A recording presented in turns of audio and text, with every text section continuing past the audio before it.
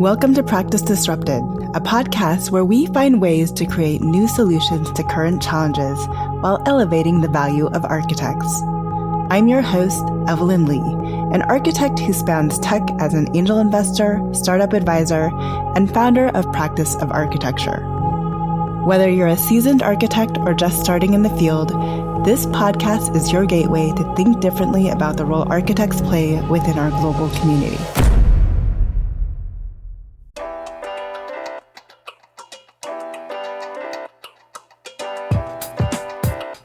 Hello, Disruptors. Welcome to this week's episode of Practice Disrupted. Today's guest, Kendall Nicholson, is a licensed educator, trained architectural designer, and an avid researcher. He works as a Senior Director of Research Equity and Education at the Association of Collegiate Schools of Architecture, or ACSA. He is a graduate of the School of Architecture at the University of Virginia and the Graduate School of Design at Harvard University.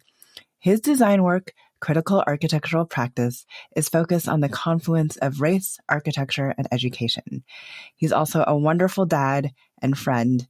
Thank you so much for being on our show, Kendall. I am so happy that we finally found time to get together. We like to start off our conversations with this icebreaker. So obviously, we ran through your formal bio. We have your formal bio in the show notes. Is there anything interesting that you can share with us that our audience may not be able to find by Googling you?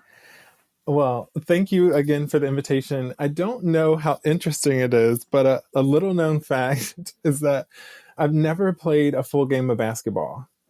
And so it's something that I share sometimes because I'm an African-American male, and for whatever reason, I'm expected to be able to play basketball. I'm not expected to be able to play golf, but I'm expected to be able to play basketball. And so it always surprises people when they hear that I've never played a full game of basketball. I'm terrible at it. So in lieu of that, I use running. Running is my stress reliever, and it's my hobby.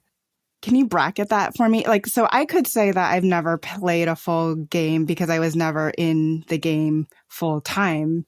That means you have played basketball. What does that mean to have never played a full game? So I say a full game because I've shot a basketball before, but I can't. Okay, but you've never played in an official scrimmage or anything? Yeah, I've never played a game on a court anywhere. A good friend of mine growing up played basketball all day, every day.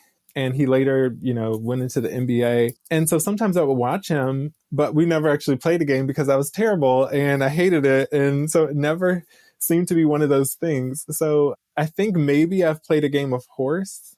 Is that what it's called? Where you shoot and you have to, I think I've done that once. Okay. But you've never actually played a game. Yeah. Then, never said. A full, teams that play against each other for any amount of time. Okay. Never. Or even sound one-on-one sounds maybe no, even. That's not my thing. Okay. And it's just one of those things.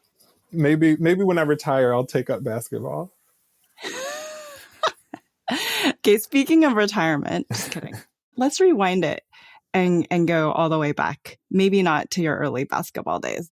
So you are the Senior Director of Research Equity and Inclusion at ACSA, or the Association of Collegiate Schools of Architecture. But you have a background in architecture, and we have this whole series on architecture and people ending up in different careers. So can you kind of tell us a little bit about your journey and how you ended up where you are? Yeah, I'd be happy to. And I appreciate that you're taking that on as Architecture Plus or Architecture and, because I think it's important for students, for faculty, for emerging professionals to know that there's a way to impact the built environment, even if it's not directly through designing buildings every day. And you know that, quite well. So my background, I actually started at the University of Virginia studying architecture and really enjoyed that. And I took professional practice as an undergrad. So UVA has a 4-year pre-professional program, and then they have an MArch. So I was in that pre-professional program. And I took professional practice with the MArchs, and I graduated and thought, you know what, if I'm going to be really successful and really be able to call the shots and do the amazing work that I want to do, I need to pursue real estate development. So I graduated from UVA, and decided to go to Georgetown to study real estate development. And that's where I learned a lot about the way in which buildings are developed, projects and neighborhoods are developed, the financial pieces behind it. And I worked in real estate development for a little bit in Washington, D.C. And then I thought, well, I need to go back into architecture because I'm supposed to be able to wear both of these hats, you know? So I moved to Paris, France, and worked for an architect there for a year. And that's where I realized I did not want to be a licensed architect. And I often say that if I had a different set of steps, the outcome could have been different, right? Like if I were working in the US, maybe, you know, it varies. There are a bunch of variables there, but I decided I did not want to be a licensed architect because I felt like it didn't allow me to use my natural gifts and talents, like things that are less effort for me and I feel like I do really well. And so I came back to the US and decided to teach architecture to grades 6 through 12 because I love school. I love school. If I could be a forever student, if they would just pay me a minimal fee to just stay in school until retirement, I would totally do it. So I started to teach architecture to grades 6 through 12. And then I loved that. I then got a doctorate in education from Regent University, which is a small private Christian school, one that I don't politically affiliate with, but they give a really great education. And I was, was happy to do that. Where I did a dissertation, I probably don't need to go into it, but about architectural values and the transfer between students and faculty. And so I graduated and I thought, why did I write this dissertation, this 100+ page document on something so specific? Because I thought, what job am I going to land with this? And sure enough, it was one of those God moments where the job at ACSA opened up. And it was like, oh, this is perfect. They want somebody that is me. And I think I can do it, you know? So that's how I became the director of research and information. And then to bring it back full circle, I'm a mid-career professional and decided that I wanted to know more about race and racism and other forms of injustice in a scholarly way. And so for me, that sent me back to school. So I just finished a degree a year ago at Harvard's Graduate School of Design, a Master of Design Studies that focused on the confluence of race, architecture, and education. That is amazing. And I am not going to run back your resume. I'll let our listeners trying to figure out how many years you've actually spent in school, some while working, though. So I have a question for you. Prior to the role opening up at ACSA, was there anyone in that role previously, or are you the first to kind of step into that role? Yeah, no, there was, I have one predecessor, Leanne Chang, and she did a phenomenal, one of the things she's known for is this phenomenal missing 32% graphic about women in the profession. It's on our website and it shows a female figure ascending what looks like a staircase, but it's actually tied to numbers and statistics. Yeah, so I'm the second person in this role.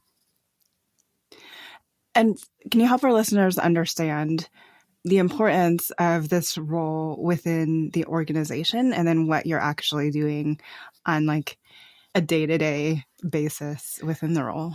Yes. So as you said, I'm the Senior Director of Research, Equity, and Education, which means I try to find time and set the agenda on those three avenues for ACSA. ACSA is an organization that leads architectural education to include the 175-ish programs and 150 schools in the US and Canada, and some programs internationally. And so with that, from a research perspective, all of these things are tied together, right? But from a research perspective, I'm looking at people, I'm looking at issues of representation, sometimes issues of economy, understanding salary, understanding licensure. So things that support data and data gathering among the alliance organizations. From an equity perspective, I do the strategic planning around equity and justice. We just launched this ACSA social justice shift to explain to our members that we're shifting from diversity to social and ecological justice. And then I do a lot of our internal review alongside the executive director so that we can, move the needle on equity at our member schools. And then the education piece, I often talk about education as being a triad of rigor, relationship, and relevancy. And so what I hope to do in this new part of my role is to continue to help faculty figure out that triad in their curriculum and in their courses. I have had the pleasure of having 3 to 4 research fellows that change throughout the years. And so we'll be doing a call for ACSA research fellows, and they help me get and collect the data for, many of the research projects that we do. And every day, like a day in the life of me as regards to work, if you start at the top of the workday, includes looking at databases, publishing information for the public, responding to questions and concerns from both practitioners and faculty around stats, around where expertise lies, and then some of the administrative things that everybody needs to do. So you mentioned the alliance organizations. I just want to make sure our listeners know who all that encompasses. Do you mind kind of listing those out for us? Yeah, no problem. So the Architectural Alliance includes ACSA, which is the Association of Collegiate Schools of Architecture, and our purview is our architecture schools. AIAS, which is the American Institute of Architecture Students, their purview is the architecture student body. AIA, the American Institute of Architects, which largely handles the profession. NCARB, the National Council of Architectural Registration Boards, I believe it is, and they handle licensure and regulation of the profession. NOMA, so the National Organization of Minority Architects, which is a long-standing organization that supports BIPOC practitioners and faculty and people in the built environment. And then NAB, the National Architectural Accreditation Board, and they're in charge of accreditation at architecture schools. The other thing that I wanted to go a little bit deeper on is this idea. Did you mention you're shifting diversity and equity into more social justice? I am very supportive of that motion, but I do hear people coming up to me and being a little bit critical about why I feel like they equate social justice with politics, and why are organizations getting more political these days? I guess, what would your response be to somebody who makes that inquiry of you? Yeah, I think that's a good question. And I get it from time to time as well. I think my response, or what I typically, my traditional approach is to note that social and ecological justice is for the betterment of everyone. And when I talk about diversity or cultural competency or implicit bias, what I'm talking about are goals or byproducts of shifting the way we understand how we interact as a culture. And so I think it's really important if we think about architects. I often describe architects as world makers or world builders, right? Like the intent, if we go back to even, I think John Ruskin in 1850 is quoted saying, we should design so that our buildings last forever. That's not the exact quote, but it's something along those lines. And so if we're literally building the world to be a permanent thing, then we need to make sure that we've accounted for everyone. And the systems that are in play currently and historically have not done that. So, a lot of the work that you do, the data and the research that you do, is available to the public. And it's just available on the ACSA website. Is there anything that you would like to share, or resources that you would like to point to, and even kind of highlight some of the findings that you found that maybe were not surprising, or some of the findings that you found that were more surprising than you anticipated? Yeah, so I think one of the most notable projects I've done in recent years has been the Where Are My People project. It actually started with Where Are the Women?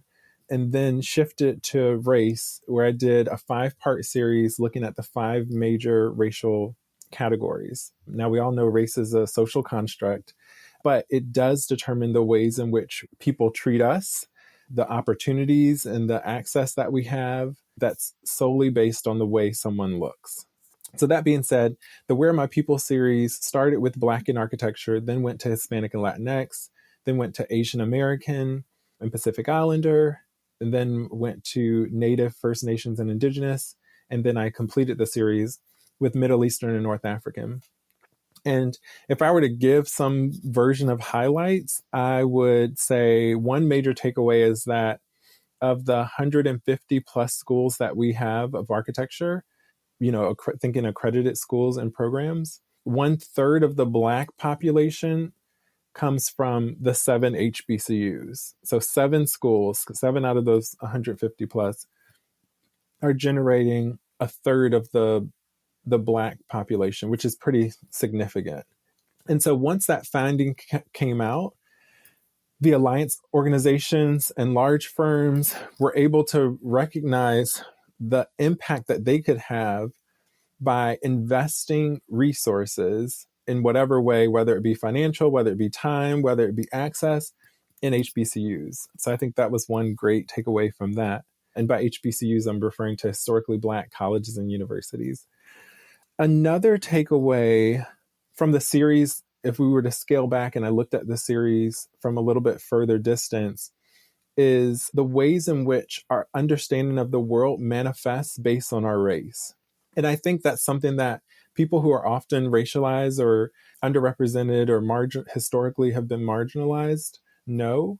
But it was an opportunity for me to articulate how that difference manifests. So one such example would be in the African American community, we talk about our ancestors and the way in which that inherited knowledge carries forth. And sometimes it's hard to bring that inherited knowledge into our work as design professionals. In the Native and First Nations Indigenous community, they talk about having elders, and those elders, again, imparting wisdom and having status and respect, and how it's also difficult for them to push forward some of that wisdom into their work. And then there are similarities around the common theme or the common thread for race and racism is the system of oppression.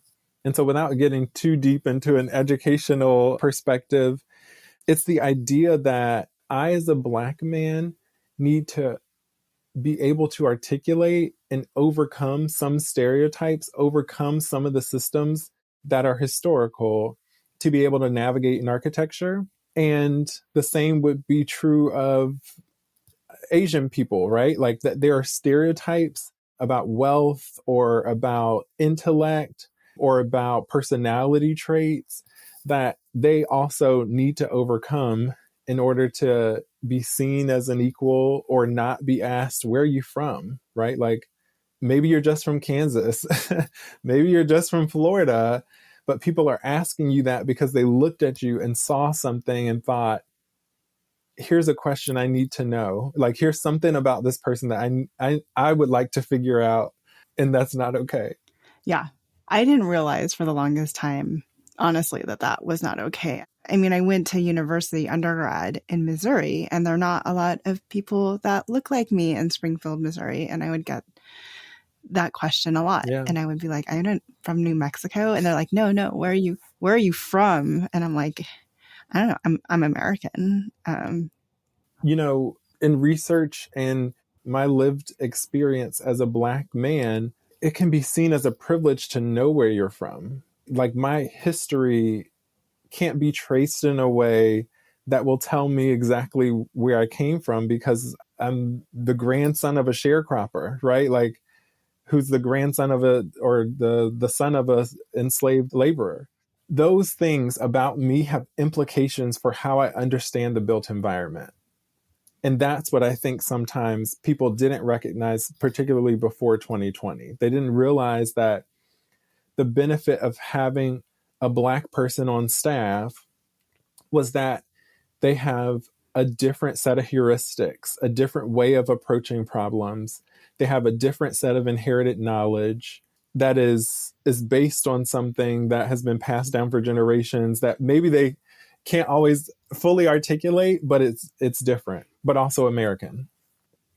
Yeah. Is there ability for me as a young professional or even as a firm leader to take the findings from the surveys and consider how I would make or suggest changes within the firm or within the organization to how we approach some things?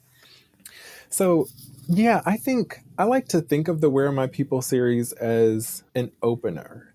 It's a great starting place or maybe mid place, but it's not the end. It's saying if you're tentative or lukewarm about this equity stuff, or there are things that you want to know, but you don't necessarily have someone to ask, start with the Where Are My People series. And then that becomes a launching pad to have more conversations, at your firm or with friends, really, because the personal and professional in this realm, kind of blend. We blend. Yeah. For better or for worse. We Yeah. hang out. Yeah. We hang out with our own people. So Yeah. Okay. So obviously I feel like that covers the research and equity portion. Is there anything else that you're in the process of doing or you just finished that you would really like to share with our listeners? Yeah. So something else we just launched at ACSA, well, two things, and they work in tandem. They're both still equity related, but one is last year, we announced our inaugural ACSA fellowship to advance equity in architecture. And that was awarded to Cruz Garcia and Natalie Frankowski.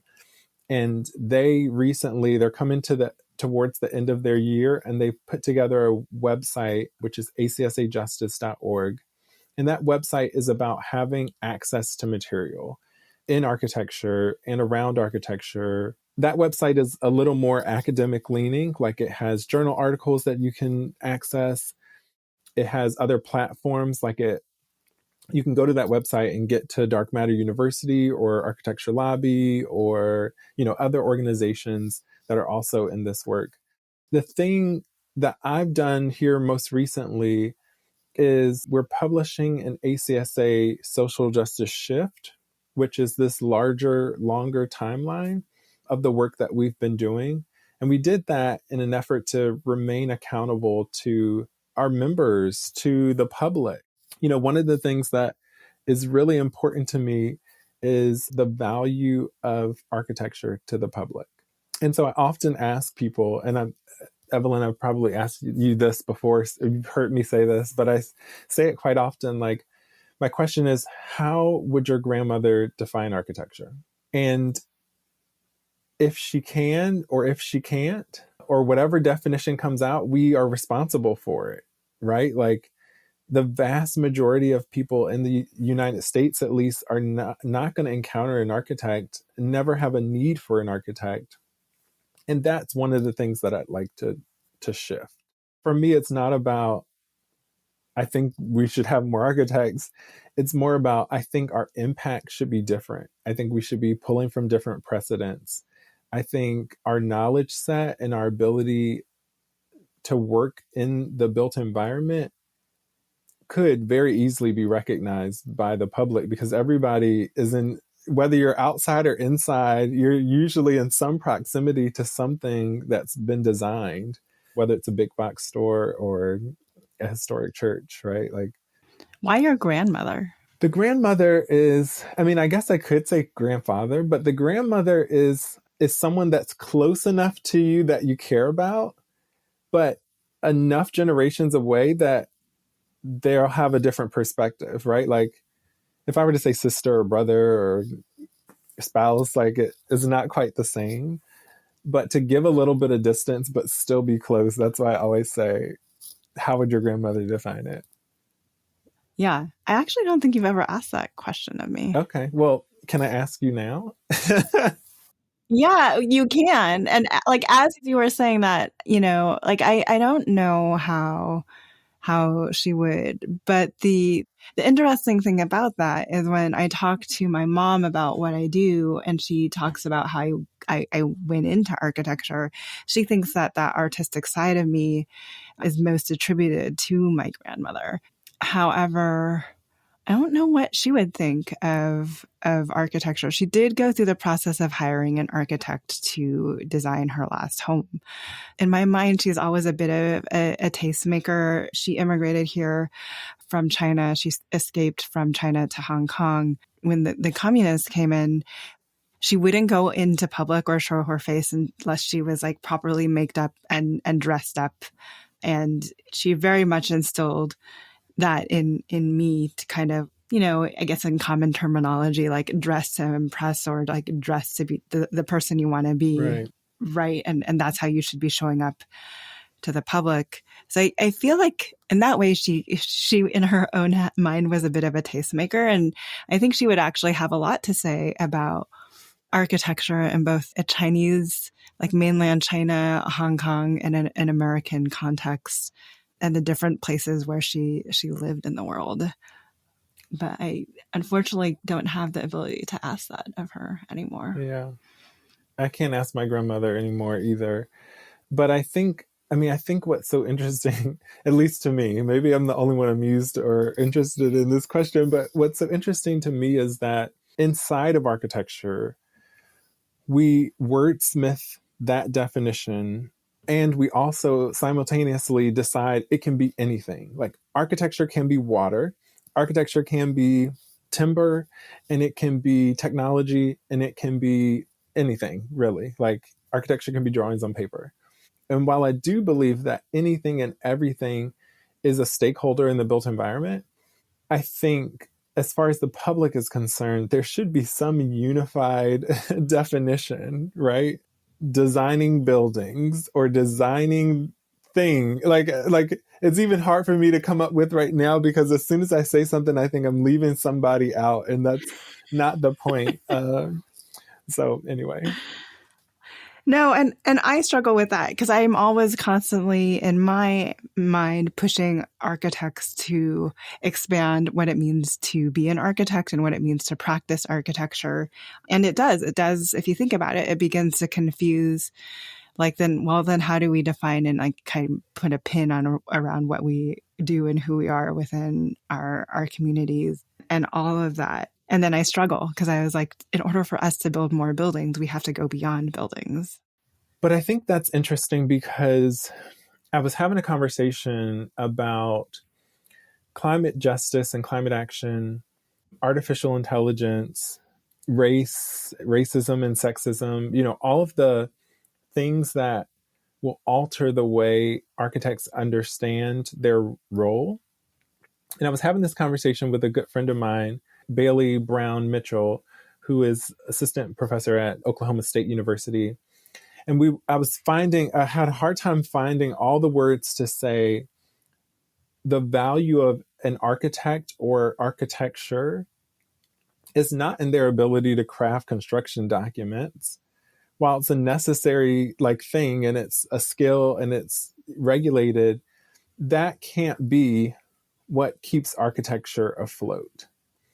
And She responded in so many words by saying, architects are meant to discern and edit. Like the job of the architect is to discern and edit. And I said to her, I'm like, that is the most beautifully put. I mean, you put it so beautifully because I was using all these words to try to figure out what is it at the core of what an architect does. And so if you take away some of the skills, what you should have 50 years in the future is someone who is using some tools to discern and make edits about what the built environment looks like. Whether that knowledge is narrowed towards the environment or it's narrowed towards people's experience and race and sex, it's the discernment that should be the through line. But there are a lot of conversations about artificial intelligence, not only in schools, but in practice and how it affects one's responsible control, like in what liabilities they hold. But I think if you see your job as as discerning and editing, then it doesn't matter so much that upcodes is helping you generate the construction details and documents, because your job is to discern which one is needed and to make Yep. edits. So I have a question for you. You said you just finished this degree and you said you love school. If you could go back right now, what would you study? You know what? I might study either English or a foreign language. And the reason I say that is because I think it's important that we're able to articulate what it is our profession and the discipline does. And I find myself doing more and more writing. One of the things for me as a non-traditional, let's say, impact maker or someone in architecture that's not following a traditional path is I have a hard time defining myself. I could define myself as a researcher. I could define myself as a designer sometimes. And, I could define myself as an essayist. But I think for me, it would be fun to kind of hone those skills of articulating written word. That's just off the top of my head. It wouldn't be, I'll tell you, it wouldn't be anything that's like astronomy or like super, it'd be something in the humanities. Like you wouldn't be an economist at all? That sounds interesting, but no, I think I like thinking about things that are lovely. That's like, it's funny because that came out so easily. And then I'm like, what does that even mean? But it is, it's like, I want to think about it. It's also interesting because I feel like some of the research that you're currently doing is not necessarily lovely in the end. That is true. So if I'm a listener, be it, and our listeners tend to fall on the side of early to mid-career professionals or individuals that have just stepped into leadership or are thinking of starting their own firm, what advice do you have for them with regards to your research and where we can continue to be more inclusive as designers going forward? Yeah, I think that's a great question. One thing I would say is to respect people's perspective and to trust them as experts in their own experience. And so you can say that. I mean, you could look inwardly and say, I need to trust myself as an expert of my own experience, but also in their interactions with people in regards to equity and justice, you have to trust that the truth that they are living and the truth of their experience is true. So that's one thing. I think the other thing would be to always, and this is bias of me to project, but is to always be thinking about the value of architecture to the public. So I'll say I like to think about, and similar to you, I like to think about architecture plus or architecture and. And for me, architecture is architecture with a big A. It's hospitals. It's, like I said earlier, historic churches. But it also needs to be things that are on HGTV. And I know some people will probably cringe, but I mean, honestly, if we think about how we communicate ourselves to the public, many people consider themselves designers by watching things like HGTV, by having some control over their interiors. And that's how their awareness of even the design disciplines related to the built environment is founded. And so I think continuing to broaden the scope is important. But then if we broaden the scope, how do we define what architects and architecture is? I think it's about that level of articulation, right? So like in engineering, and I hate to make an engineering comparison because I feel like we do it all the time, but in engineering, they have specialties and, it's different to be a civil engineer than it is to be an electrical engineer. And in architecture, we have architecture, and we say architecture is a blend of art and science with a little bit of some other things that we can't quite tell you about. I think the name of the game is articulating what it is we do. And I think that can vary. So if someone hears you're an architect, they might say, oh, can you design my house? but that may not really be what you do. And that's okay. But I think we have to have some sort of collective way of articulating and defining. Yeah. I mean, that's been interesting to me too. My good friend Tennille Bentonhausen wrote a book about career paths for a young Black girl, and she ended up becoming an architect. We had her on the podcast earlier. And I had a mystery reader opportunity to go into my daughter's classroom and pick out a book and read it to them. And so I did. And then my daughter's like, my mommy's an architect. She picks colors out and she designs houses. And then I have to like come back and think about it. I was like, but I actually don't do any of those things. So anymore. Yeah. But that's what she sees as an architect. And I want to let her see that as what architecture is. I think, maybe when she gets a little older than 6, I'll kind of explain the architects, my broader definition of what it means to be an architect. But for now, I'm okay with letting her live with that one. I love that. No, that's good. So one last question to kind of wrap things up. What is your wish for the future of the profession, and what can we do, or what do you think that we could do now that can have a longer impact on how people see the value of architecture in the future? Yeah, I think that's a great question. I think I would say people over product. I say that sometimes in some of my writing, but architecture as an education and architecture as the profession, it's very easy to prioritize product and production. I mean, the studio culture generally is a hyperbole of production. And so, and even, when we take pictures of buildings, sometimes we wait for all the people to walk out, like, I just want the building. I don't want... I literally, that theme that like, I'm an architect. Yeah. Of course, all my vacation photos are pictures of buildings with no people in them. So yeah. Which is, I mean... Thankfully, like Adobe allows us to extract that now if we want. But yeah, sorry, go ahead. No, but I think there's something to that. And to reimagine, so I published this little pamphlet about a year ago that reimagined the process of making architecture. And it started with the environment, and then it kind of ended with craft and trusting expertise other than our own. And I'm including myself as a designer in that.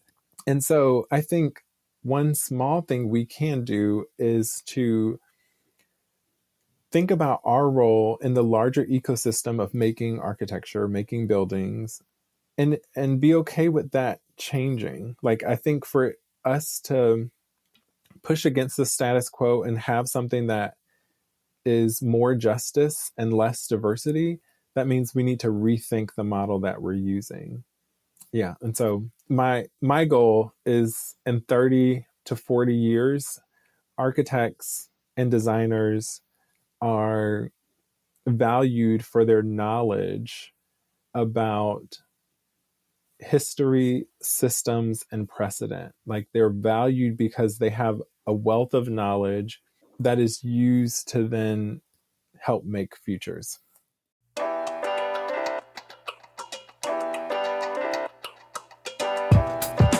Hi, Disruptors. Thank you for joining us today on an episode of Practice Disrupted. If you like the content for today's show, you can find all of our past episodes over on practiceofarchitecture.com/podcast. Be a part of the conversation by joining me, our speakers, and other disruptors in our community at practiceofarchitecture.com/community. Our social media handle is Practice of Arch. That's Practice of ARCH. We'd love to hear from you, so feel free to drop us a DM and say hello. Tune in next week for a new conversation on change in the profession.